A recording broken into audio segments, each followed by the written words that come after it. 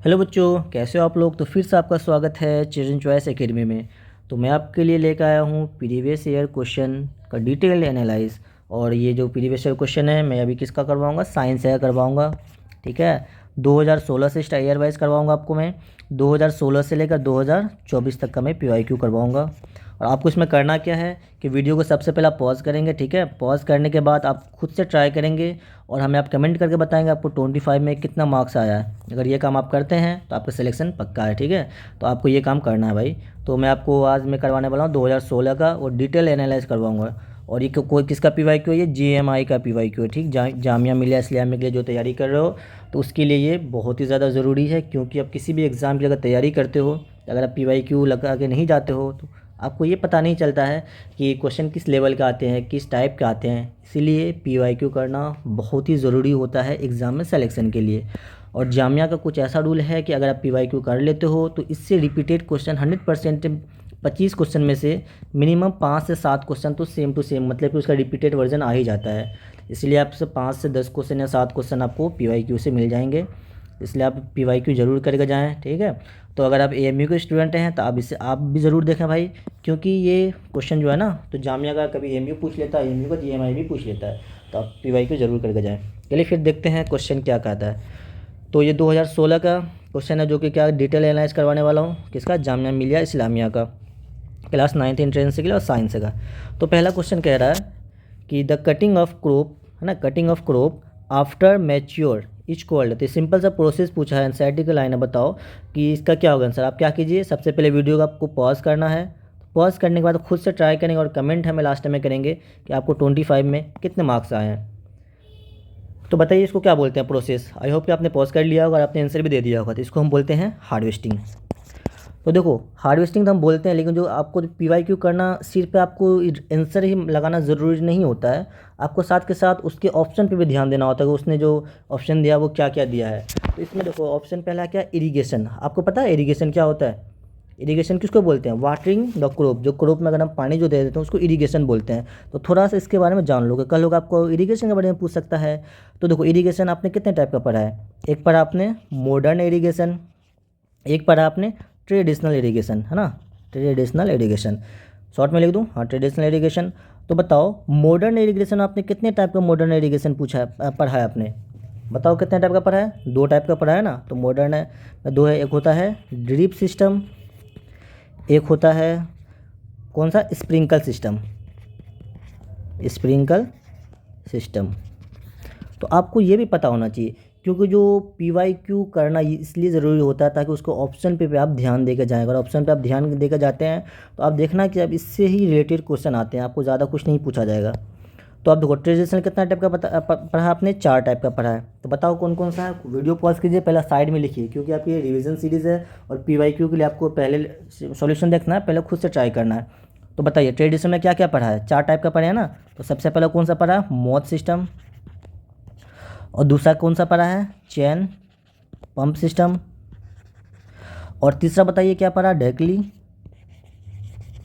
और एक चौथा था, चौथा कौन क्या था बताओ? राहत। तो आपको ये पता होना चाहिए कि इरिगेशन क्या होता है। इरिगेशन 2 टाइप के होते हैं, मॉडर्न और ट्रेडिशनल। मॉडर्न में ड्रिप सिस्टम, स्प्रिंकल सिस्टम। और ट्रेडिशनल में क्या होता है? मोट, चैन, पुली एंड ढेकली और राहत सिस्टम। तो ये 4 होते हैं आपके इसमें, और 2 होते हैं आपके मॉडर्न। तो ये आपको नाम पता होना चाहिए। बाकी मैन्योर क्या होता है बताओ। मैन्योर का पूछ ले, बताओ व्हाट इज़ मैन्योर। तो मैन्योर एक आपका ऑर्गेनिक सब्सटेंस है। ये कैसा सब्सटेंस होता है बताओ? ये ऑर्गेनिक सब्सटेंस होता है,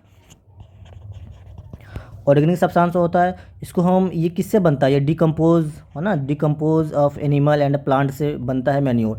और इसको हम यूज़ क्यों करते हैं? तो आपका फर्टिलिटी आपका क्या हो, इंक्रीज़ हो। तो ये ऑप्शन आपको थोड़ा बहुत पता होना चाहिए। तो पहला का आंसर क्या है? आंसर नंबर इसका है बी। आई होप कि आपने इसे ट्राई खुद से किया होगा। चलिए क्वेश्चन नंबर 2 देखते हैं। ये बहुत ही आसान सा क्वेश्चन है, बताओ इसको। Which micro organism promote the formation of curd. तो फॉर्मेशन ऑफ कर्ड के लिए कौन सा माइक्रो ऑर्गेनिज्म प्रोमोट करता है, मतलब कौन सा माइक्रो ऑर्गेनिज्म यूज़ होता है, बताइए कौन सा है। बहुत ही आसान है, ये होता है लैक्टोबैसिलस। अगर आपने मेरा मास्टरिंग इन NCERT लेक्चर नहीं देखा है तो मैं उसको आपको 30 डे में कवर किया हूँ टोटल। तो आप उसे ज़रूर कवर करके जाएँ एग्ज़ाम देने के लिए। बिकॉज मैंने वहाँ पे A to Z मतलब हर चैप्टर से आपको मैं 50 से 60 क्वेश्चन वहाँ पे करवाया हूँ, और सारे के सारे बहुत इंपॉर्टेंट क्वेश्चन है। अगर वो आप कर लेते हो तो मेरी 100% गारंटी है कि आपका एक भी क्वेश्चन गलत नहीं होगा। आप PYQ सॉल्व करें, और मेरे लेक्चर, अगर वो लेक्चर आपने देखा होगा, आप देखेंगे ये लेक्चर, ये जो PYQ हलवा लगे आपको, हलवा, ठीक है, हलवा समझ के खा लेना है, तो उसे ज़रूर एक बार देख लें। चलिए क्वेश्चन नंबर 3 देखते हैं। Who discover the vaccine? बताओ, पहले आप इसको क्या कीजिए, पॉज कीजिए, तब आप हमें आंसर बताएंगे, है ना। वैक्सीन को किसने डिस्कवर किया था, बताओ। तो आपने पॉज कर लिया होगा, तो बताइए इसका आंसर 3 का आंसर क्या होगा। आंसर नंबर एडवर्ड जेनर, है ना, एडवर्ड जेनर। आंसर नंबर इसका है ए। देखो इसमें और एक चीज़ क्या पूछ सकता है कि एडवर्ड जेनर तो डिस्कवर किया था, इसने कब किया था डिस्कवर। आपसे इसमें डेट पूछा जा सकता है कि बताओ कौन से ईयर में किया, तो कब किया था, 1798। तो मैंने इस टाइप का क्वेश्चन भी मैं मास्टरिंग इन एनसीईआरटी में करवा रखा है। तो बताओ लुईस पास्चर साहब, इसने क्या किया था, इसने किसका डिस्कवरी किया था, फर्मेंटेशन का। कहाँ से यही पूछा जा सकता है ना भाई, फर्मेंटेशन किसने डिस्कवर किया है, तो आपको पता होना चाहिए फर्मेंटेशन। तो फर्मेंटेशन इसने कब डिस्कवर किया था, 1857। तो अब बताओ अलेक्जेंडर फ्लेमिंग, इसने क्या किया था, किस किस की डिस्कवरी की थी अलेक्जेंडर फ्लेमिंग ने, पेनिसिलिन की, पेनिसिलिन। इसने कब डिस्कवरी किया था, 1929, है ना, 1929। Robert Hooke, Robert brown, Robert Hooke, बताओ रॉबर्ट हुक ने किस चीज़ की डिस्कवरी किया था, बताओ बताओ बताओ बताओ। Discovery of cell. तो इसने कैसा डिस्कवरी सेल क्या किया था, लिविंग या डेड, इन्होंने डेड का किया था, डेड सेल। तो बस आपको थोड़ा सा ये ऑप्शन वगैरह पता होना चाहिए क्या होता है ना, तो इससे भी क्वेश्चन आपको पूछे जा सकते हैं। तो क्वेश्चन नंबर 4 फिर से आपका वही काम है, वीडियो को सबसे पहले आप क्या करें, पॉज करें, पॉज करने के बाद फिर आप हमें बताएं कि इसका आंसर क्या होगा। वीडियो पॉज कीजिए जल्दी से, बताइए क्या आपने दिया इसका answer. When sulphur dioxide is dissolve in water the product form. देखो ये चैप्टर आपको रिमूव कर दिया गया, बट आपको बस PYQ एक बार देख कर जाना है ना, तो इसमें ज़्यादा आपको डिटेल की ज़रूरत नहीं है, बस PYQ देख लो। तो इसका आंसर है आपका आंसर नंबर बी। तो इससे पहले का क्या था, इससे पहले का था आंसर नंबर आपका ए। अब लास्ट में ज़रूर कमेंट करना कि आपको कितने मार्क्स आए हैं, ठीक है। तो क्वेश्चन नंबर 5 क्या कह रहा है, which of the following is not a product of coal. देखो मैं शुरू से ही आपको बता रहा हूँ, जब से मैंने आपको मास्टरिंग इन एनसीईआरटी पे आपको सीरीज़ लेकर आया था, जिसमें मैं आपको 50 से 60 क्वेश्चन करवाया हूँ, मैं वहाँ इस टाइप का बहुत सारा क्वेश्चन लाया था, ठीक है। तो मैं आपको हमेशा बताता था कि भाई आप नोट पे हमेशा अंडरलाइन करते हैं। यहाँ पे अंडरलाइन किस पे करना, देखो ऐसा क्वेश्चन आ गया ना PYQ में, तो अंडरलाइन करना नोट पे। तो which of the following is not a product of coal. Product of coal क्या क्या होता है, बताओ क्या क्या होता है। 3 हमने बताया था ना, एक हमने बताया था टाइप ऑफ कोल, एक बताया था प्रोडक्ट ऑफ कोल। तो टाइप ऑफ कोल आप हमें कमेंट करके बताएं, बाकी प्रोडक्ट ऑफ कोल मैं यहाँ पे बता देता हूँ। तो प्रोडक्ट ऑफ कोल में होता है आपका सबसे पहला होता है कोक, कोल तार, कोल तार एंड द कोल गैस, ये सब होते हैं आपके प्रोडक्ट ऑफ कोल। तो इसमें से बताओ कौन सा नहीं है, तो आपने पूछा नहीं पूछा है, तो बताओ आंसर नंबर इसका है सी। आंसर नंबर क्या है इसका, सी। क्वेश्चन नंबर 6 बताइए क्या होगा। वीडियो को सबसे पहले पॉज कीजिए, उसका फिर इसे आप देखिए। तो increase in the concentration of which of the following gas, कौन सा गैस का कंसनट्रेशन इंक्रीज कर दिया जाए कि जो कि किसके लिए रिस्पॉन्सिबल हो जाएगा, ग्लोबल वार्मिंग के लिए। तो बताओ, हमने बताया था इसका भी, बताओ क्या होगा इसका, कार्बन डाइऑक्साइड, है ना, जिसको हम शॉर्ट में क्या लिखते हैं, CO2। तो आपका होमवर्क क्या है कि बताओ नाइट्रोजन डाइऑक्साइड क्या होता है, ये आपका होमवर्क है, इसे मुझे आप कमेंट करके जरूर बताइए। 7 क्या कह रहा है, the energy of the powerhouse of the cell. तो बताओ powerhouse of the cell को क्या बोलते हैं, कौन सा होता है इसमें से powerhouse of the cell. ये बहुत ही आसान सा क्वेश्चन है, आई होप कि आपको आता ही होगा, है ना। तो बताइए powerhouse of the cell क्या है, इसमें से क्या है, माइटोकॉन्ड्रिया। देखो लाइसोसोम क्या होता है, लाइसोसोम होता है आपका, ये देखो ये चैप्टर को रिमूव कर दिया गया है, लेकिन आपको ये थोड़ा बहुत पता होना चाहिए, है ना। तो लाइसोसोम क्या होता है, सुसाइडल बैग, है ना, सुसाइड बैग बोल दो या सुसाइडल बैग बोल दो, ये सुसाइडल बैग होता है। इसके अंदर होता है डाइजेस्टिव इंजाइम होता है, जो कि इसको डाइजेस्ट करने में हेल्प होता है। प्लास्टिड क्या होता है, kitchen house of the cell बोल सकते हो इसको, जो सिर्फ किसमें प्रेजेंट होता है, ओनली प्रेजेंट इन प्लांट। बस एक एक लाइन पता कर लो, क्योंकि चैप्टर आपका रिमूव हो चुका है। बाकी न्यूक्लियस के बारे में क्या जानते हो, न्यूक्लियस जो होता है ये क्या करता है बताइए, ये कंट्रोल करता है all brain of the cell बोल सकते हो इसको, ब्रेन ऑफ द सेल। तो ये सेल का दिमाग होता है, क्योंकि ये हर चीज़ को कंट्रोल करता है। इसके अंदर आपका क्रोमोसोम वगैरह होता है, डीएनए होता है, ये सारा का सारा किसके अंदर होता है? न्यूक्लियस के अंदर होता है। सिंपल सा ये आपको क्वेश्चन अगर आ भी गया तो क्या पूछेगा कि बताओ न्यूक्लियस का क्या है? ये कंट्रोल ऑल द एक्टिविटी, लिख दो यहाँ पे, control all the activity, all activities of the cell, of the cell. तो आपको इतना सा बस पता होना चाहिए, इससे ज़्यादा की आपको ज़रूरत नहीं है। तो इसका आंसर क्या हो गया आपका? Answer number B. 8 बताइए क्या है? पहले वीडियो को पॉज कीजिए फिर बताइए। तो which of the following is note, देखो भाई फिर यहाँ पर नोट वाला बात है ना, फिर नोट को क्या करना? अंडरलाइन करना होता है। Which of the following is not a male reproductive organ, तो इसमें से ऑप्शन के अकॉर्डिंग बताइए, testis, uterus, penis, vas deferens में कौन सा मेल रिप्रोडक्टिव ऑर्गेन नहीं है? टेस्टिस है क्या? हाँ टेस्टिस है। यूटेरस नहीं है, पेनिस है, वास डिफरेंस है। तो इसमें से कौन सा नहीं है आपसे पूछा गया, नहीं है कौन सा? तो ऑप्शन नंबर होगा इसका सी। तो बताइए टेस्टिस से क्या रिलीज होता था? टेस्टिस के बारे में बताया था ना, ये आपका कैसा ऑर्गन है? ये आपका प्राइमरी ऑर्गन है। अगर आपने मेरा मास्टरिंग इन एनसीईआरटी नहीं देखा है तो आप उसे ज़रूर देख लो भाई, बहुत ही इंपॉर्टेंट सीरीज़ है वो। अगर आप, मेरी गारंटी है, अगर आप पूरी सीरीज़ देख लेते हो तो आपका ये सब क्वेश्चन आपको हलवा लगेगा, है ना। तो ये कैसा ऑर्गन है आपका? प्राइमरी ऑर्गन है, प्राइमरी ऑर्गन है ये। इससे आपका क्या बनता है? मेल गैमीट बनता है यहीं से, मेल गैमीट। तो मेल गैमीट कहाँ से बनता है? टेस्टिस से बनता है। क्वेश्चन नंबर 9 क्या कह रहा है कि विच of the following is the first step of reproduction.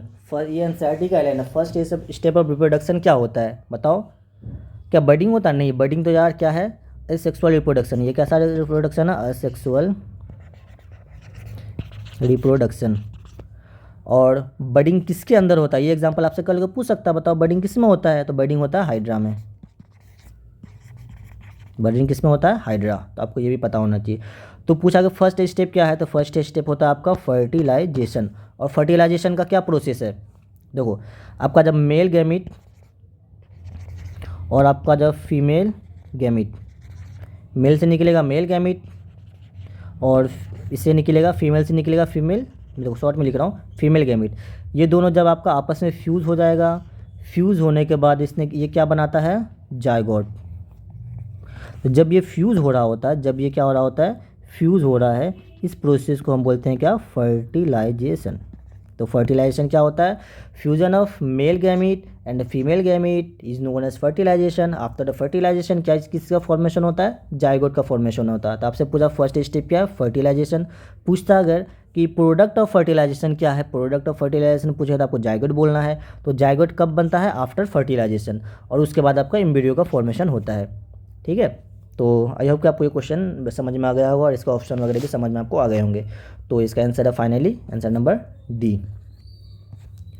देखो भाई, ये सारे के सारे क्वेश्चन हमने ऑलरेडी करा रखा है। आप मेरा मास्टरिंग एंड एनसीईआरटी सीरीज़ ज़रूर देखना है अगर एग्ज़ाम देने से पहले। ज़्यादा लेक्चर नहीं है, वो मैक्सिमम आप पूरा लेक्चर देखो, आपको मैक्स आपको 5 घंटा लगेगा, उससे ज़्यादा आपको वहाँ पे नहीं लगेगा। 5 घंटे के अंदर आप पूरा एनसीईआरटी, पूरा 9th के लिए जो एंट्रेंस है MUTMI के लिए, आप उसे कवर कर सकते हो।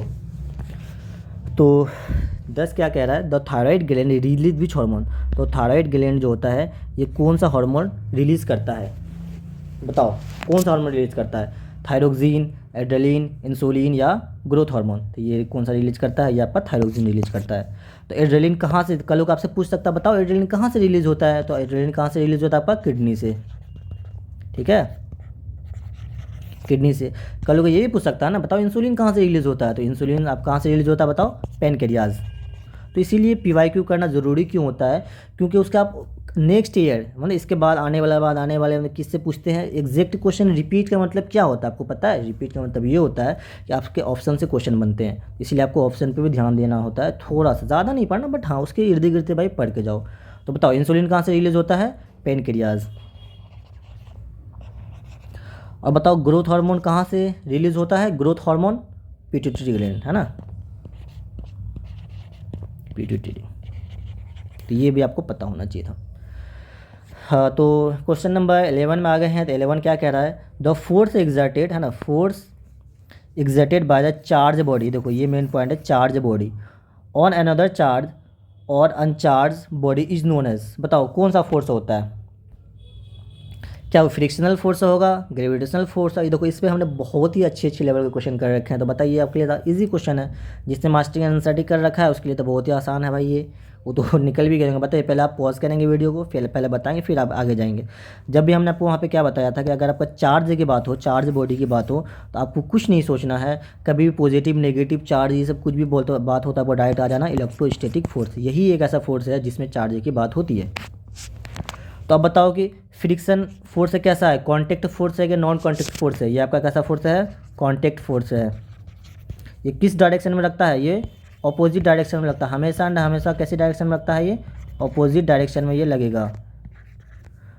अब बताओ ग्रेविटेशनल फोर्स है कैसा है, कॉन्टैक्ट है कि नॉन कॉन्टैक्ट? ये दोनों हैं आपके non contact. Gravitational force and electrostatic force है कैसा है? नॉन कॉन्टैक्ट फोर्स है। ठीक है, तो आपको थोड़ा बहुत इसके बारे में पता होना चाहिए। क्वेश्चन नंबर 12 में आते हैं। 12 क्या कह रहा है? In human the sound is produced by. तो ह्यूमन बींग्स के अंदर जो साउंड होता है, साउंड वो कहाँ से प्रोड्यूस होता है? क्या वो फेरिंग्स से होता है, ओसोफिगस, लैरिंक्स या थाइमस? किससे होता है बताइए? बताइए किससे होता है और कमेंट कीजिए। ये होता है लैरिंग से। तो बताओ फेरिंग्स क्या है? अच्छा, कल को पूछता व्हाट इज फेरिंग्स, फेरिंग्स बताओ क्या है? तो फेरिंग्स क्या होता है? Common passage, common passage for food, common passage for food and क्या बताओ? एंड एयर, है ना। फूड बोले तो ओसोफिगस, एयर बोले तो आपका हो जाएगा क्या होगा? Wind pipe. तो ओसोफिगस क्या होता है? ओसोफिगस को हम दूसरा नाम किस नाम से जानते हैं बताओ? फूड पाइप से। ये आपको थोड़ा सा बस पता होना चाहिए, फूड पाइप होता है ओसोफिगस।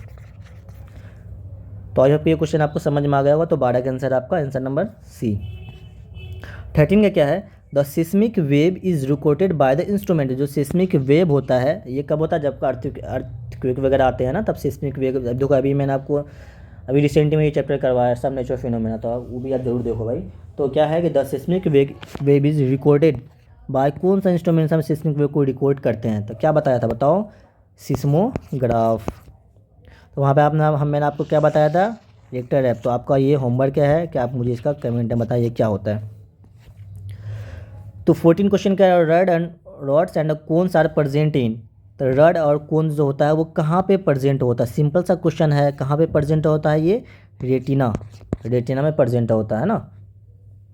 तो क्या आपको इसका आंसर पता था? पता था तो बहुत अच्छी बात है, नहीं पता था तो अब पता चल गया ना। तो पता होना चाहिए, मेन बात ये। तो बताओ कॉर्निया क्या होता है और स्क्लेरा क्या होता है? जो हमारा जो आउटर कवरिंग होता है ना, तो उसको हम स्क्लेरा कहते हैं। और प्यूपिल क्या होता है? जो रेगुलेट करता है। प्यूपिल क्या होता है? जो अमाउंट ऑफ लाइट, है ना। ये क्या है देखो, इसको आप क्वेश्चन इससे कर ये पूछ सकता है बताओ व्हाट इज़ प्यूपिल। तो प्यूपिल सिंपल सा होता है जो अमाउंट ऑफ लाइट को इंटरिंग का रेगुलेट करता है। इसको ऐसे लिख दो आप, regulate, regulate the amount of light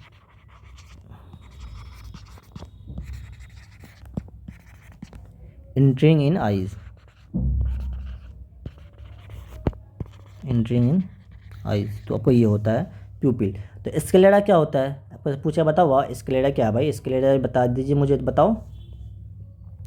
sclera होता है जो कि आपको प्रोवाइड करता है structure support and protection of the eye. तो ये सिंपल सा है, बस आपको मैं बोल देता हूँ, सब लिख लें। सॉरी ये होता है कॉर्निया होता है, ठीक। तो चलिए अब नेक्स्ट क्वेश्चन देखते हैं। Question number 15। तो angle of incidence is equal to angle of reflection. ये जो लॉ होता है जो कि किसका है? रिफ्लेक्शन ऑफ लाइट का है। और ये आपका कैसा लॉ है? सबसे पहले बताओ ये कैसा लॉ है? ये आपका फर्स्ट लॉ था। इसमें क्या होता है आपका? ये एक लाइट का फिनोमिना है। देखो ये आपका लाइट का फिनोमिना है। यहाँ से आप इंसिडेंट रे आएगा और ये रिफ्लेक्टेड रे चला जाएगा। तो इसमें क्या होता है ना, तो ये बीच वाला क्या होता है? नॉर्मल होता है। बीच में क्या होता है? ये नॉर्मल होता है। और ये इसको हम क्या बोलते हैं? एक मिनट कलर चेंज कर लूँ क्या? चलो, ये आपका इंसिडेंट रे, इंसिडेंट एंगल, ये होता है रिफ्लेक्टेड एंगल। तो इसमें क्या होता है कि incident angle is equal to reflected angle. तो ये हमेशा कैसा होता है? इक्वल होता है।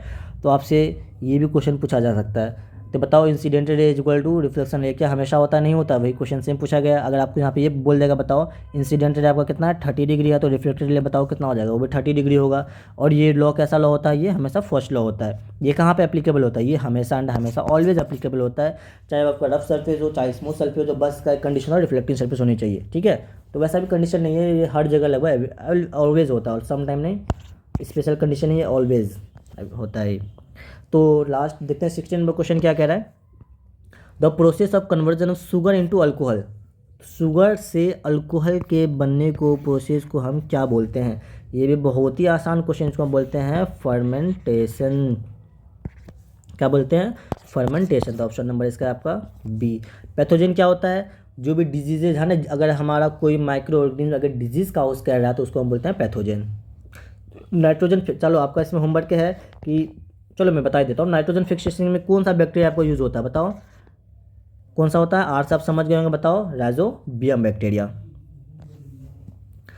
अब है question number 17, the tadpole develop into the adult. जो टेडपोल होता है वो डेवलप हो जाता है एडल्ट में बाय द प्रोसेस ऑफ, इस प्रोसेस का हमें नाम बताना, क्या वो फर्टिलाइजेशन होता है? नहीं, फर्टिलाइजेशन क्या अभी ऑलरेडी डिस्कस कर चुके हैं, बडिंग के बारे में डिस्कस कर चुके हैं। तो ये कौन सा प्रोसेस होता है आपका? सिंपल सा है, ये आपका मेटामॉर्फोसिस। ऑप्शन नंबर है इसका बी। 18 नंबर क्या कह रहा है? The phenomena of breaking of light. तो फिनोमेना का नाम पूछा है कि breaking of light into 7 constitute colour each called है। देखो ये क्या होता है आपका, ये लेंस ले लो, यहाँ एक रे आया और ये ब्रेक हो जाता है ना, ब्रेक होकर ये 7 कलर में टूट जाता है, जिसको हम बोलते हैं विब ग्योर, है ना, विब तो ग्योर। तो ये आपका 7 कलर में ये टूटता है। तो सिंपल से पूछा बताओ इस फिनोमेना को हम क्या कहते हैं? तो इस फिनोमेना को हम क्या कहते हैं? डिस्पर्सन ऑफ लाइट, है ना, dispersion of light.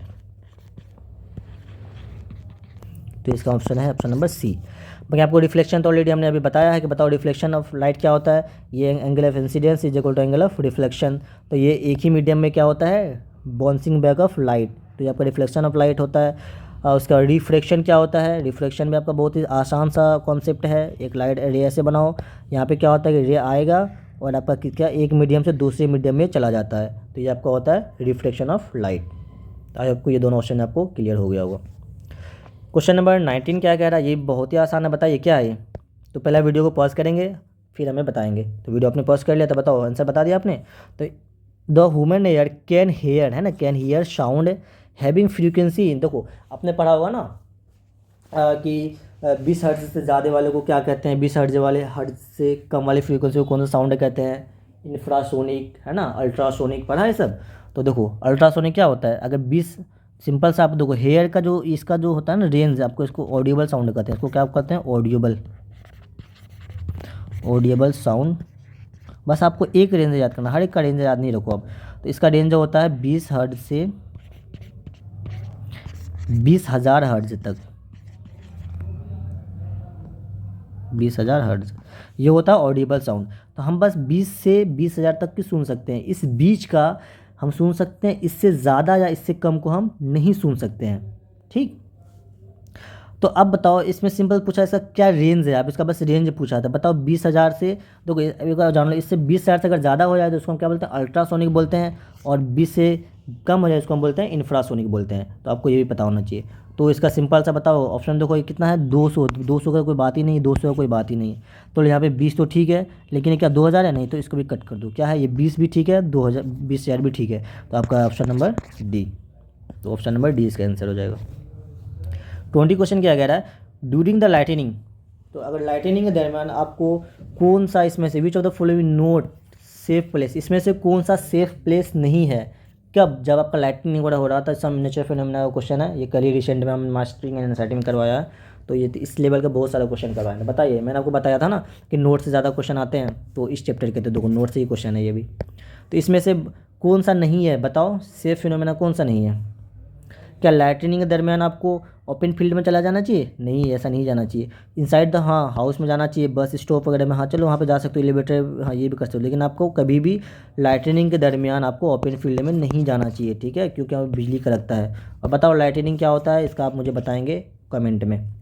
Option number इसका है ए। चलो क्वेश्चन नंबर 21 क्या कह रहा है? कि image formed by plane mirror, तो प्लेन मिरर से किस टाइप का इमेज का फॉर्मेशन होता है। देखो मैं थोड़ा सा एक चीज़ यहाँ पे लिख दूँ, तो प्लेन मिरर का जो इमेज बनता है ना, वो कैसा इमेज बनता है, हमेशा ये वर्चुअल बनता है। कैसा बनता है, वर्चुअल बनता है। और कैसा बनता है बताओ बताओ, इरेक्ट बनता है। और कैसा बनता है, सेम साइज का बनता है। ये तीन चीज़ बस आपको पता होना चाहिए, सेम साइज। अगर यहाँ पे कल को पूछ लिया बताओ कॉन्वेक्स मिरर से कैसा इमेज बनता है, कैसा कॉन्वेक्स मिरर,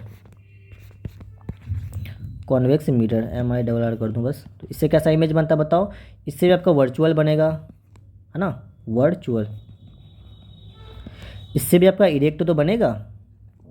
देखो ये दोनों चीज़ सेम है, बट आपका सेम साइज का नहीं बनेगा, छोटा बनेगा। छोटा बोले तो डिमिनिश्ड,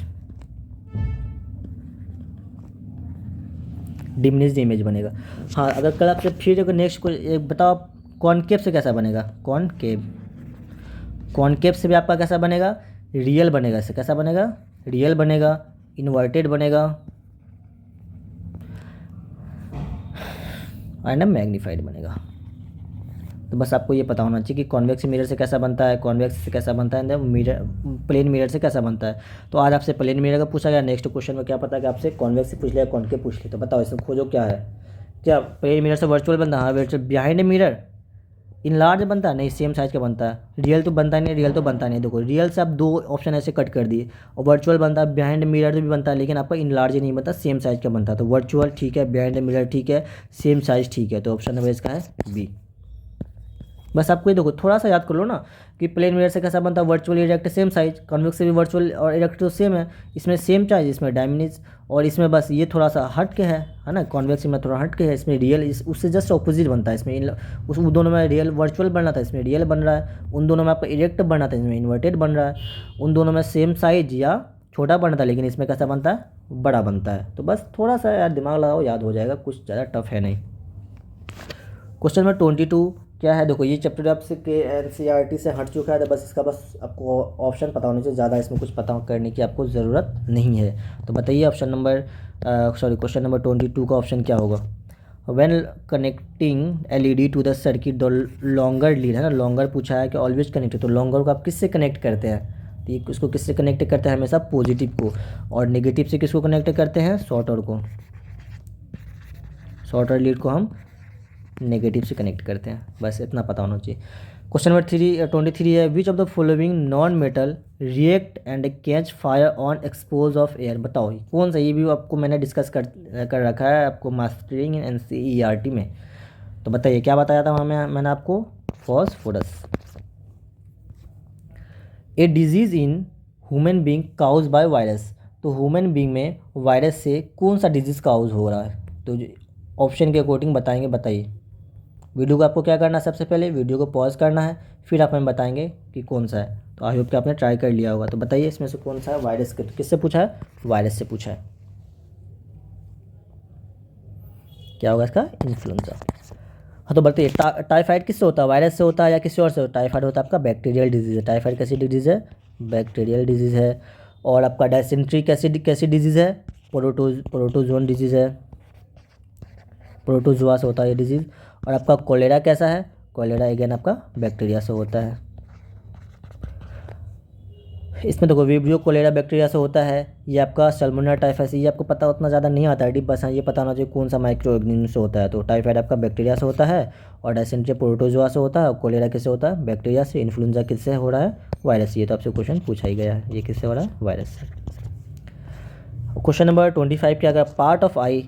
देखो ये ना मैंने आपको अभी स्टार्टिंग में ये चीज़ बताया भी था कि इसका बताया था, इसको खुद ऑप्शन में बताइए क्या हो जाएगा। Part of eye which control the light entering is, light को लाइट कितना एंट्री होना चाहिए, कितना नहीं होना चाहिए, तो कितना अमाउंट में जाना चाहिए, तो उसको कौन सा पार्ट आपका कंट्रोल करता है। सिंपल सा है, कौन सा करता है, आइरिस। तो आज आपके लिए बस मतलब कि ये कौन सा ईयर का था क्वेश्चन आपका, 2016 का क्वेश्चन था, जिसमें हमने कितने क्वेश्चन किए हैं, टोटल 25 क्वेश्चन किए हैं। तो आई होप कि आपने वीडियो को पॉज करके ज़रूर बनाया होगा। तो आप हमें कमेंट करके बताएं कि आपको 25 में कितने मार्क्स आ रहे हैं। ठीक है, तो अगर आपको इन 25 में किसी भी क्वेश्चन में अगर आपको डाउट हुआ हो या आपको लग रहा हो सर इसे और एक्सप्लेन करने की ज़रूरत है, हमें समझ में नहीं आया एक्सप्लेनेशन, तो आप हमें उसके लिए भी कमेंट करें। मैं आपको जो नेक्स्ट लेक्चर लेकर आऊँगा 2017 का, तो मैं उसमें उससे भी इंक्लूड कर दूंगा और मैं उसे लास्ट टाइम में ज़रूर डिस्कस करूँगा। ठीक है, तो आप हमें कमेंट ज़रूर करें। अगर आप हमारी वीडियो पे फर्स्ट टाइम आते, मेरे चैनल पे फर्स्ट टाइम आए हैं, तो आपका छोटा सा प्यारा सा चैनल है, इसे आप क्या करें, सब्सक्राइब ज़रूर करें। ठीक है, तो आई होप कि आपकी पढ़ाई बहुत अच्छी चल रही होगी। देखो थोड़ा सा मैं आपसे कुछ डिस्कस करना था मुझे तो मैंने आपके लिए एक सीरीज़ ऑलरेडी यहाँ पे डिज़ाइन करके इवन कि पूरा हमने सीरीज़ को कंप्लीट भी कर दिया है। 1-2 लेक्चर और बाकी होंगे। कौन सा? मास्टरिंग इन NCERT। तो इसमें मैंने आपको टोटल कितना लेक्चर लिया? टोटल मैं आपको इसमें 30 लेक्चर लिया हूँ। 30 लेक्चर में क्या क्या कवर किया गया है? A to Z NCERT के जो 13 चैप्टर है ना, इन सब का मैं कितना क्वेश्चन डिस्कस किया हूँ? 50 से 60 क्वेश्चन इस चैप्टर का डिस्कस किया है, और उसमें फुल डिटेल एंड एक्सप्लेनेशन। अगर जिस बच्चे ने अगर ये वाला NCERT मास्टरिंग इन NCERT सीरीज कर लिया है, तो ये जो अभी मैंने 25 क्वेश्चन करवाया हूँ, आपने देखा होगा कि इससे मतलब कि मेरे जितने भी मैंने सीरीज़ करवा रखा सारे के सारे उसी से ये क्वेश्चन है, और मैंने एग्जैक्ट क्वेश्चन एक भी नहीं लिया है। बहुत ही अच्छे लेवल का वो मतलब तैयारी करवाया हूँ वहाँ पे। आप उसे ज़रूर एक बार देखें। अभी टाइम है, ये ज़्यादा टाइम आपको नहीं लगेगा, 13 लेक्चर है, लेकिन आप इसे पूरा स्पीड अगर थोड़ा सा इंक्रीज करके देखें तो आपको मैक्स 5 से 7 घंटा में आपका पूरा सीरीज़ कंप्लीट हो जाएगा। और वहाँ से आपका रिवीजन भी हो जाएगा। रिवीजन थ्रू क्वेश्चन मैंने करवाया, A to Z रिवीजन है ना। जितने भी क्वेश्चन है सारे के सारे बहुत डिटेल में मैंने वहाँ पे डिस्कस कर रखा है। तो आई होप कि आपको ये लेक्चर भी देखने में बहुत मज़ा आया होगा। तो आपको वीडियो कैसा लगा आप हमें कमेंट ज़रूर करें। अगर आप अपना मार्क्स भी ज़रूर हमें कमेंट करें, और अगर इसमें कुछ चेंजिंग करना है तो वो भी बताएं। अगर किसी भी क्वेश्चन में डाउट है तो वो भी बताएं। तो और वीडियो को लाइक ज़रूर कीजिए और अपने दोस्तों से भी ज़रूर शेयर कीजिए। और भाई नोटिफिकेशन मैं आपके लिए 1 शॉट भी लाने वाला हूँ, तो उसके लिए आप सब्सक्राइब ज़रूर करें ताकि आपको नोटिफिकेशन मिलता रहे। तो thank you so much for watching this video. मिलते हैं फिर नेक्स्ट लेक्चर में, तब तक के लिए ओके बाय। बस मेहनत से पढ़ते रहें, टेंशन नहीं लेना है, बिंदास होकर पढ़िए ना। टेंशन नहीं लेने को, बस टेंशन देने को एग्ज़ाम में 4 के आना है जामिया का। तो ठीक है, जामिया का एग्ज़ाम में क्या करके आना, 4 के आना है। चलिए, लव यू ऑल गाइस, मिलते हैं फिर नेक्स्ट लेक्चर में, तब तक के लिए ओके बाय बाय बाय।